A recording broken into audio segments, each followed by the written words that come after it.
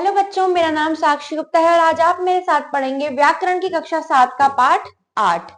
पाठ 8 के माध्यम से आप पढ़ेंगे संज्ञा के विकार, लिंग, वचन और कारक। आइए देखते हैं इसका ज्ञानवर्धक परीक्षण। इसमें आपसे पूछा गया है कि आग, वायु, नदी, संसार के पर्यायवाची शब्द लिखकर लिंग निर्धारण कीजिए। आइए सबसे पहले जानेंगे कि लिंग होते क्या हैं। उसके बाद उसका आप निर्धारण करेंगे। देखिए, पढ़िए और समझिए। सेठ सेठानी अपने पुत्र पुत्री के साथ नगर भ्रमण को निकले। मार्ग में उन्होंने देखा कि एक बूढ़ा व बुढ़िया रो रहे थे। उपयुक्त वाक्यों में रंगीन शब्द में सेठ, पुत्र व बूढ़ा शब्द पुरुष जाति के तथा सेठानी, पुत्री व बुढ़िया शब्द स्त्री जाति के हैं। पुरुष व स्त्री जाति का बोध कराने वाले शब्द लिंग कहलाते हैं, अर्थात शब्द के जिस रूप से उसके पुरुष जाति या स्त्री जाति के होने का बोध होता है उसे लिंग कहते हैं। लिंग के भेद। लिंग के दो भेद होते हैं। प्रथम होता है पुल्लिंग। जो शब्द पुरुष जाति का बोध कराते हैं उन शब्दों को पुल्लिंग कहते हैं, जैसे कबूतर, लड़का, गायक, डॉक्टर आदि। एक होते हैं स्त्रीलिंग। जो शब्द स्त्री जाति का बोध कराते हैं उनको स्त्रीलिंग कहते हैं, जैसे कबूतरी, लड़की, गायिका, डॉक्टरनी आदि। लिंग की पहचान। हमारी भाषा के सभी शब्द या तो पुल्लिंग है या स्त्रीलिंग। कुछ शब्दों का लिंग सदैव एक समान रहता है, जैसे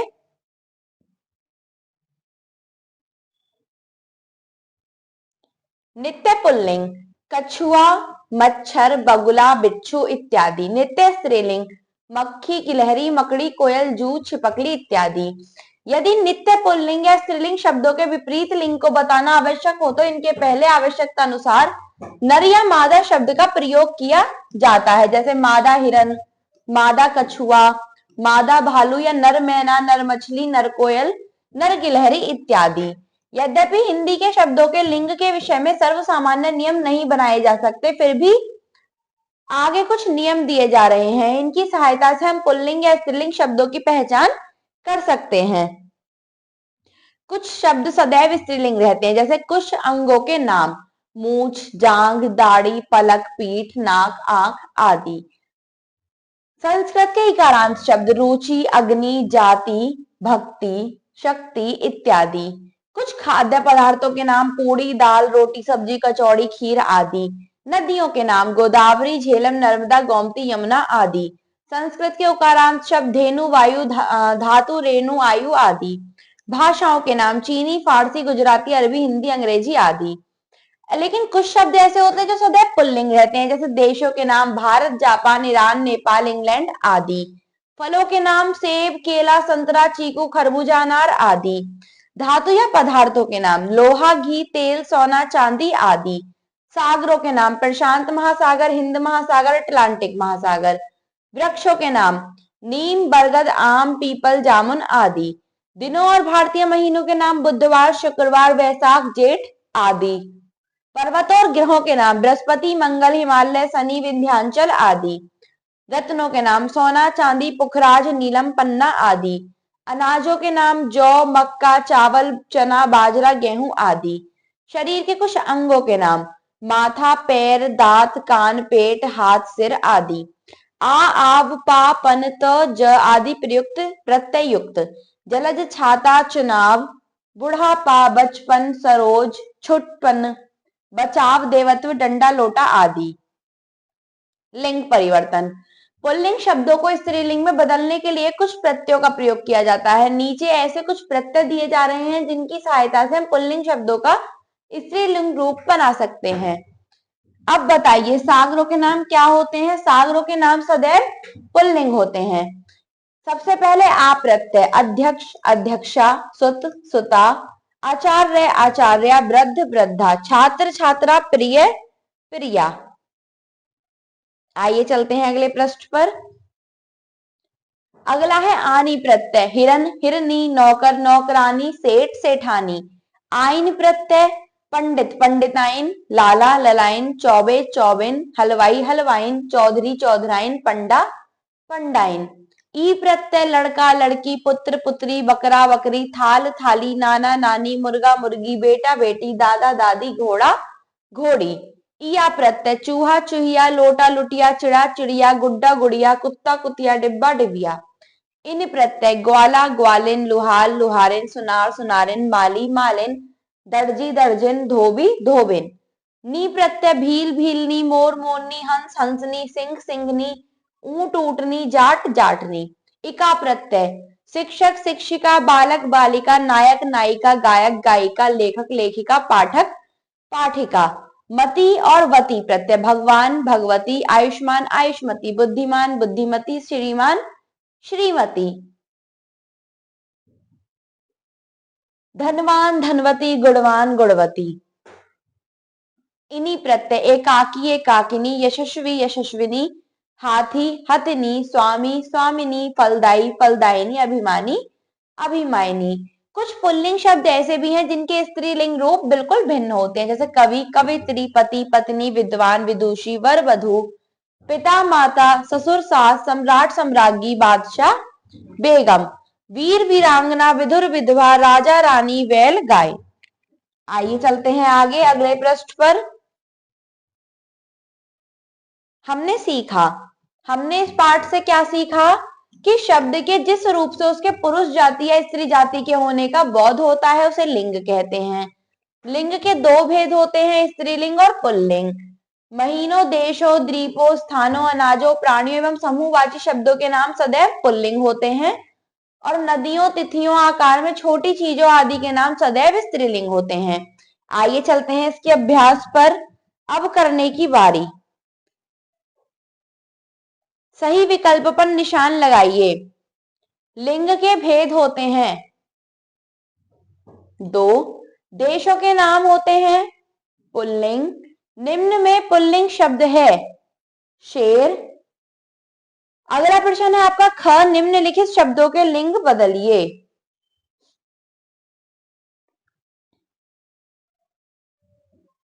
बालक बालिका, सेठानी सेठ, कवि कवित्री, माली मालिन, सम्राट सम्राज्ञी, भगवान भगवती। अगला प्रश्न है निम्नलिखित वाक्यों में लिंग संबंधी अशुद्धियां दूर करके वाक्य दोबारा लिखिए। आम पक गई है, इसका क्या सही वाक्य होगा? आम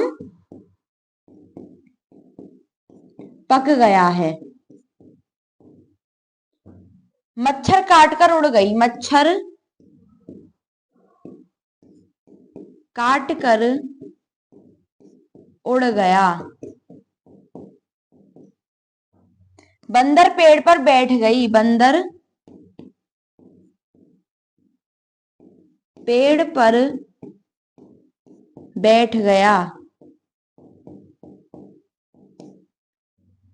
उसका कमीज पुराना है, उसकी कमीज पुरानी है। इस घर की सजावट अच्छा है, इस घर की सजावट अच्छी है। आइए चलते हैं आगे घ पर। वाक्यों के रंगीन शब्दों के लिंग बदलकर दोबारा लिखिए। राजा का सेवक बहुत सेवा करता है, राजा की जगह क्या हो जाएगा? रानी की सेविका बहुत सेवा करती है। अगला है ब्राह्मण का पुत्र आज्ञाकारी है,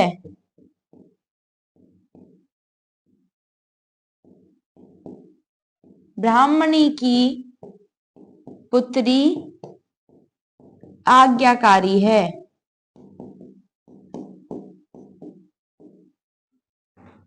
हलवाई माली से लड़ रहा है, हलवाइन मालिन से लड़ रही है। सम्राट ने आदमियों को दान दिया, सम्राज्ञी ने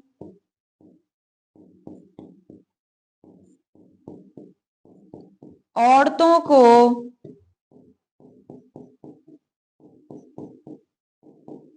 दान दिया।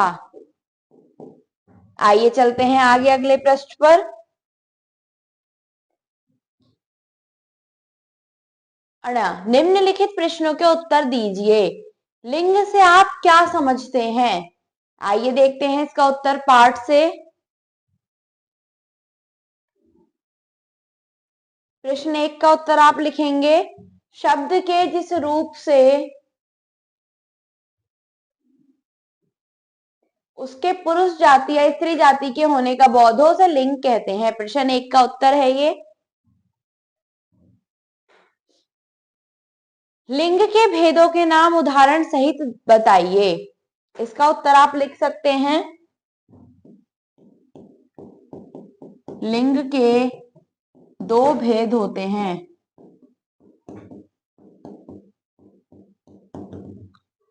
एक पुल्लिंग, शेर, लड़का, राजा आदि। और आप लिख सकते हैं स्त्रीलिंग, शेरनी, लड़की, रानी आदि। स्त्रीलिंग से आप क्या समझते हैं?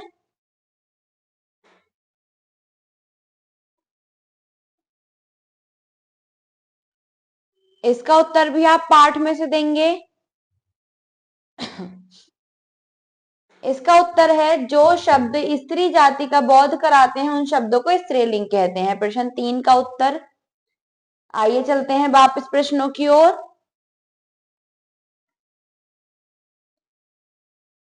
अगला है आपका, सदा पुल्लिंग तथा सदा स्त्रीलिंग रहने वाले 4 शब्द बताइए। इसका उत्तर आप यहां से दे सकते हैं। कुछ शब्द सदैव स्त्रीलिंग रहते हैं, आप इनमें से कोई भी 4 शब्द दे सकते हैं, और पुल्लिंग के लिए आप इनमें से कोई भी 4 शब्द दे सकते हैं। इस प्रकार आप इन सभी प्रश्नों के उत्तर अपनी अभ्यास में से पूरे कर लेंगे।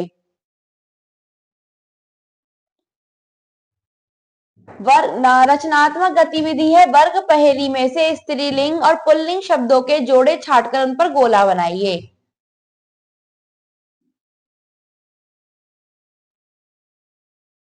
हलवाइन और हलवाइन का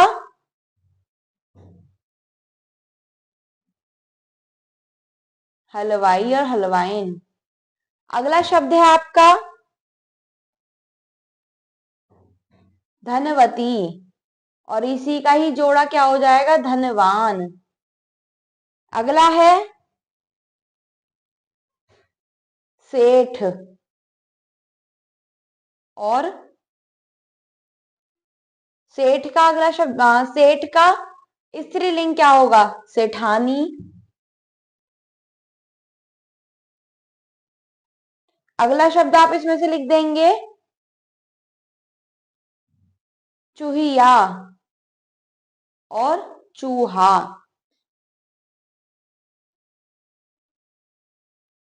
आइए चलते हैं आगे। अगला है आपका वचन, पढ़िए और समझिए। क, लड़का खेल रहा है। ख, लड़के खेल रहे हैं। तोता उड़ता है, तोते उड़ते हैं। उपरोक्त वाक्यों में रंगीन शब्द पर ध्यान दीजिए। क वर्ग में शब्द लड़का तथा तोता इनका एक होने का बोध करा रहे हैं, जबकि ख वर्ग के वाक्यों में लड़के तथा तोते इनके एक से अधिक होने का बोध करा रहे हैं। अतः शब्द के जिस रूप से उसके एक या अनेक होने का बोध होता है उसे वचन कहते हैं। वचन के भेद, वचन के 2 भेद होते हैं, एक वचन, बहुवचन। शब्द के जिस रूप से किसी भी व्यक्ति, वस्तु या पदार्थ के संख्या में एक होने का बोध हो उसे एक वचन कहते हैं, जैसे घोड़ा, चिड़िया, पुस्तक, केला, जूता आदि। बहुवचन, शब्द के जिस रूप से किसी भी व्यक्ति, वस्तु या पदार्थ के संख्या में एक से अधिक होने का बोध होता है उसे बहुवचन कहते हैं, जैसे घोड़े, चिड़िया, पुस्तकें, केले, जूते आदि। वचन परिवर्तन, एक वचन को बहुवचन में और बहुवचन को एक वचन में बदलना वचन परिवर्तन कहलाता है। आइए चलते हैं अगले पृष्ठ पर। अगला है निम्नलिखित नियमों के आधार पर एक वचन से बहुवचन में परिवर्तन संभव है। जैसे शब्दों के अंत में आ के स्थान पर ए लगाकर, जैसे ताला ताले, गमला गमले, घोड़ा घोड़े, कुत्ता कुत्ते, छाता छाते, बस्ता बस्ते।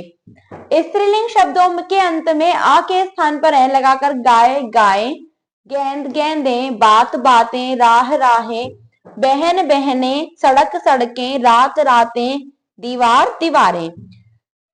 अगला नियम है स्त्रीलिंग शब्दों के अंत में आ के बाद अ लगाकर, जैसे कथा कथाएं, दवा दवाएं, शिक्षिका शिक्षिकाएं, सभा सभाएं, कविता कविताएं, माला मालाएं, सेना सेनाएं, पाठशाला पाठशालाएं। स्त्रीलिंग शब्दों के अंत में ई को इया करके अंगूठी अंगूठियां, चाबी चाबियां, नदी नदियां, नाली नालियां, पत्ती पत्तियां, कहानी कहानियां, सखी सखियां, घड़ी घड़ियां, गाड़ी गाड़ियां, चोटी चोटियां। स्त्रीलिंग शब्दों के अंत में या के स्थान पर या लगाकर कुटिया कुटिया, चुटिया चुटिया, चिड़िया चिड़िया, लुटिया लुटिया, कुतिया कुतिया, पुड़िया पुड़िया, डिविया डिविया, गुड़िया गुड़िया। स्त्रीलिंग शब्दों के अंत में ऊ और ओ के बाद आ लगाकर झाड़ू झाड़ुएं, बहू बहुएं, लौ लौएं, वस्तु वस्तुएं, जू जुएं, बधु बधुएं, ऋतु ऋतुएं, गौ गौएं। आइए चलते हैं आगे अगले पृष्ठ पर। अंत में वृंद जन वर्ग गण दल लोग जोड़कर कर्मचारी कर्मचारी वर्ग, छात्र छात्र गण, गरीब गरीब लोग, अमीर अमीर लोग, साधु साधु जन, महिला महिला वर्ग, ऋषि ऋषि वृंद, गुरु गुरुजन, विद्यार्थी विद्यार्थी गण, अध्यापक अध्यापक गण, नर्तक नर्तक दल, सैनिक सैनिक दल।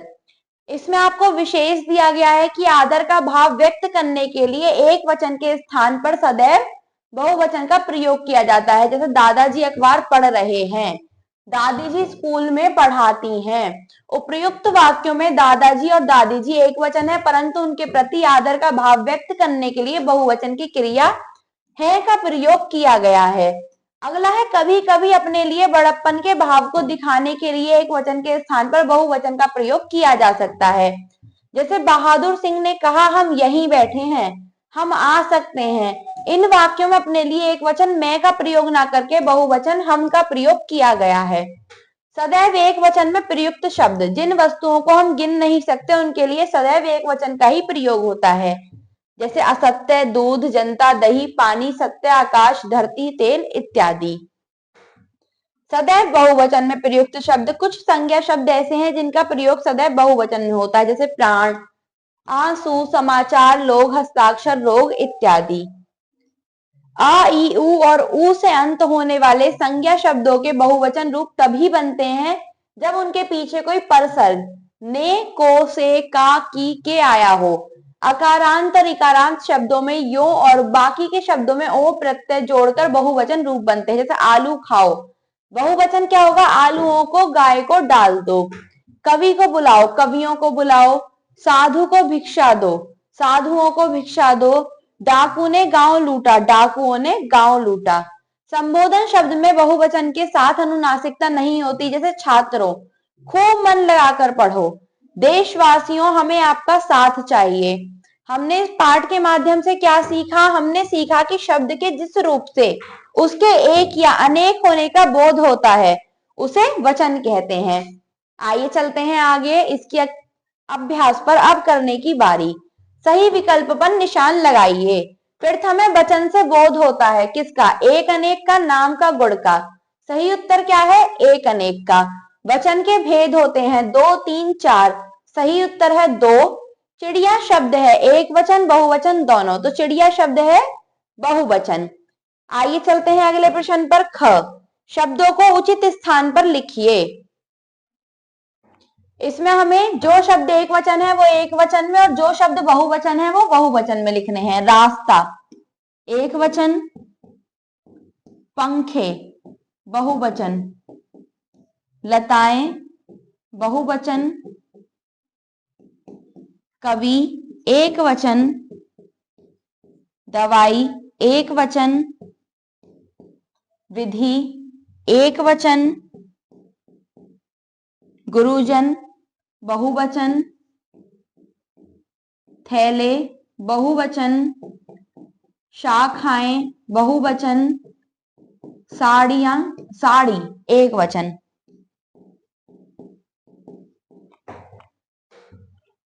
अगला प्रश्न है, निम्नलिखित वाक्यों के रिक्त स्थानों में उचित शब्द भरिए। प्रथम है, डैश से एक वस्तु का बोध होता है, एक वचन बहुवचन, तो एक वचन से एक वस्तु का बोध होता है। सही उत्तर क्या होगा? एक वचन। अगला है, गुम हो गई, चाबी गुम हो गई या चाबियां गुम हो गई? चाबी गुम हो गई। हम एक वचन शब्द है या बहुवचन? हम बहुवचन शब्द है। पेड़ पर चिड़िया चहचहा रही हैं, चिड़िया चहचहा रही हैं, पेड़ पर चिड़िया चहचहा रही हैं। 5, हस्ताक्षर हमेशा बहुवचन में प्रयोग होता है। अगला प्रश्न है, वाक्यों में आए रंगीन शब्दों के वचन पहचान कर लिखिए। उन कमरों में झाड़ू लगा दो, तो कमरों बहुवचन।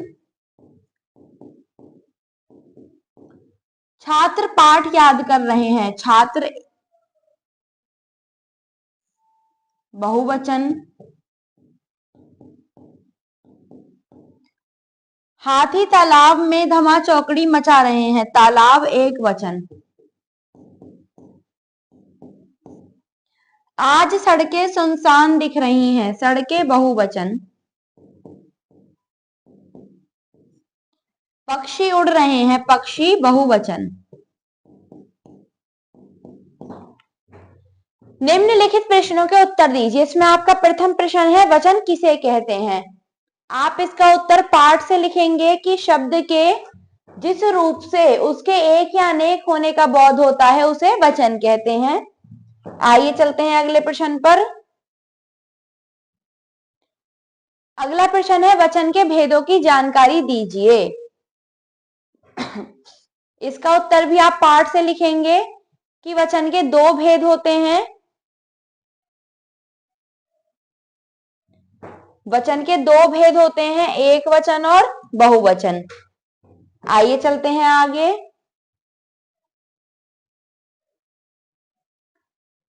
अगला प्रश्न है आपका, एक वचन की परिभाषा उदाहरण सहित दीजिए। एक वचन की परिभाषा भी आपको वचन के भेद में मिलेगी। इसको आप लिख सकते हैं कि शब्द के जिस रूप से किसी भी व्यक्ति, वस्तु या पदार्थ के संख्या में एक होने का बोध होता है उसे एक वचन कहते हैं, जैसे घोड़ा, चिड़िया, पुस्तक, केला, जूता आदि। प्रश्न 3 का उत्तर है यह आपका। अगला प्रश्न है आपका, बहुवचन से आप क्या समझते हैं? इसके दो उदाहरण लिखिए। इसमें भी आप बहुवचन की परिभाषा लिख सकते हैं जिस प्रकार आपने एक वचन की परिभाषा लिखी, जैसे शब्द के जिस रूप से किसी भी व्यक्ति, वस्तु या पदार्थ की संख्या में एक से अधिक होने का बोध होता है उसे बहुवचन कहते हैं, जैसे घोड़े, चिड़िया, पुस्तकें, केले, जूते आदि। आइए चलते हैं आगे रचनात्मक गतिविधि पर। रचनात्मक गतिविधि में संकेत बिंदुओं के आधार पर वर्ग पहेलियां पूरी कीजिए। प्रथम है, बकरियों का एक वचन, बकरी। रीति का बहुवचन, रीतियां। कन्या का बहुवचन, कन्याएं। कपड़ा का बहुवचन, कपड़े। तितली का बहुवचन, तितलियां। तिनका का बहुवचन, तिनके। महिला का बहुवचन, महिलाएं।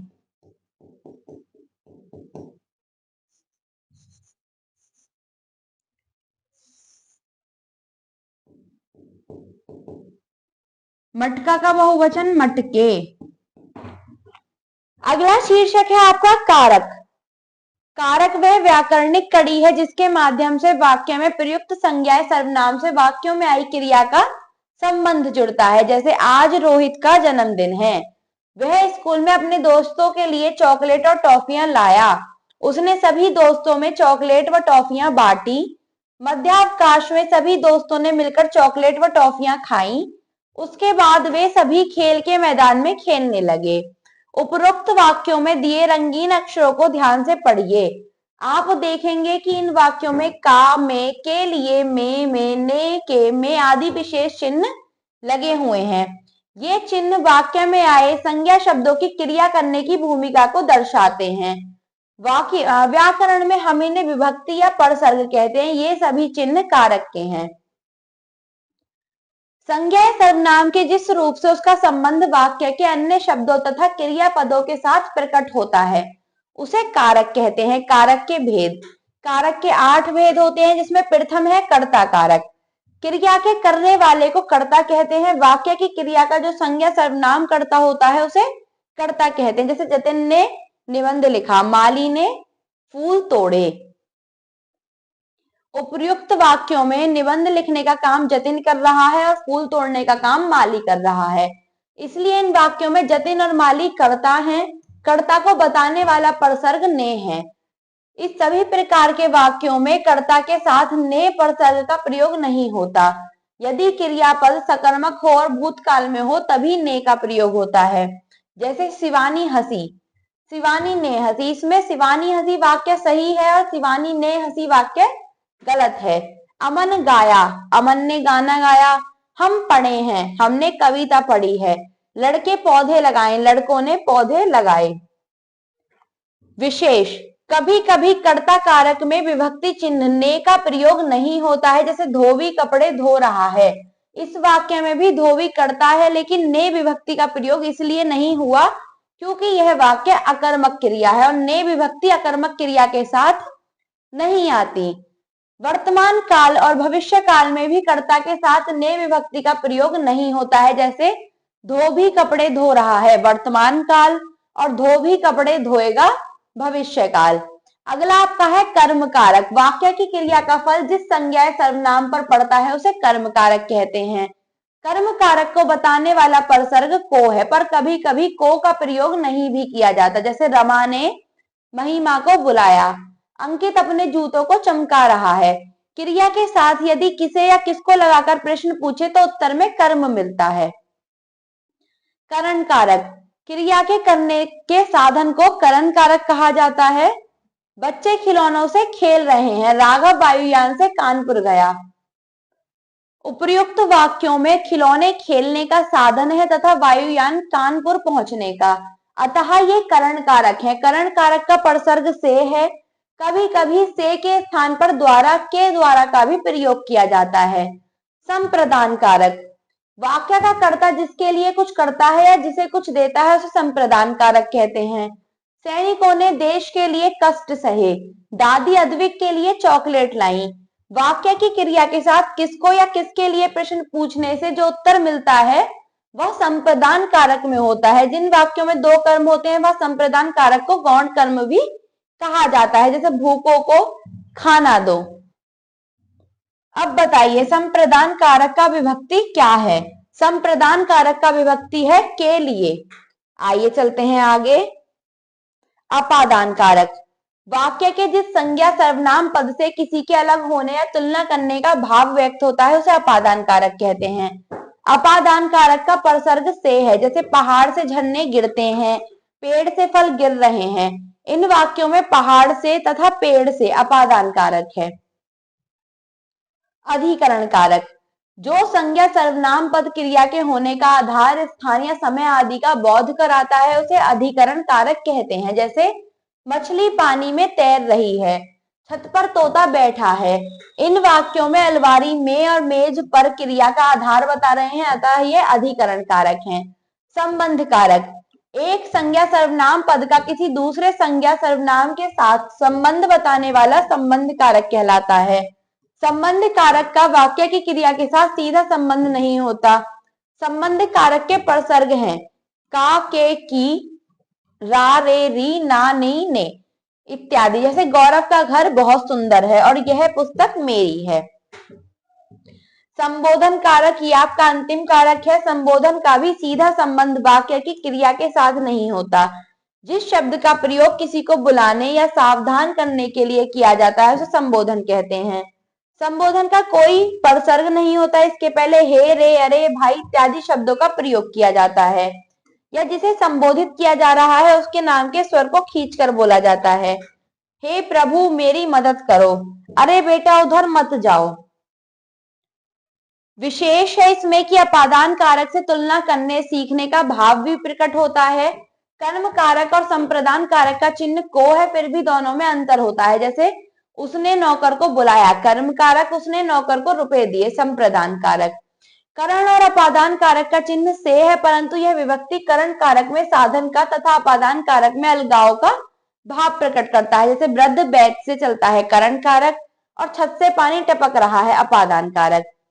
हमने इस पाठ के माध्यम से क्या सीखा कि संज्ञा या सर्वनाम के जिस रूप से उसका संबंध वाक्य के अन्य शब्दों तथा क्रियापदों के साथ प्रकट होता है उसे कारक कहते हैं।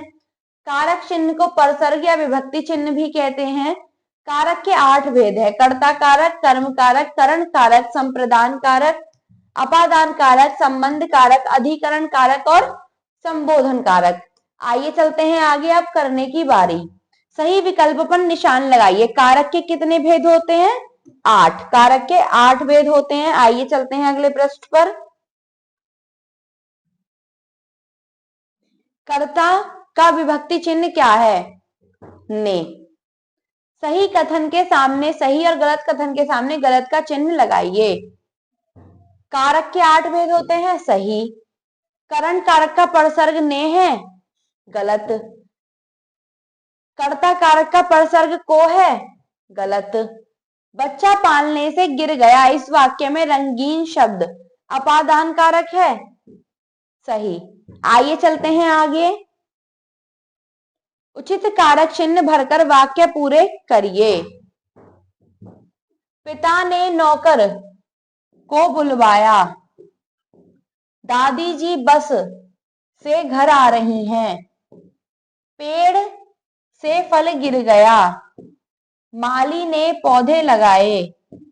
आइए चलते हैं अगले प्रश्न पर। रेखांकित अंश में कारक पहचान कर उसके सामने लिखिए। चतुराई से, इसमें क्या है? करण कारक।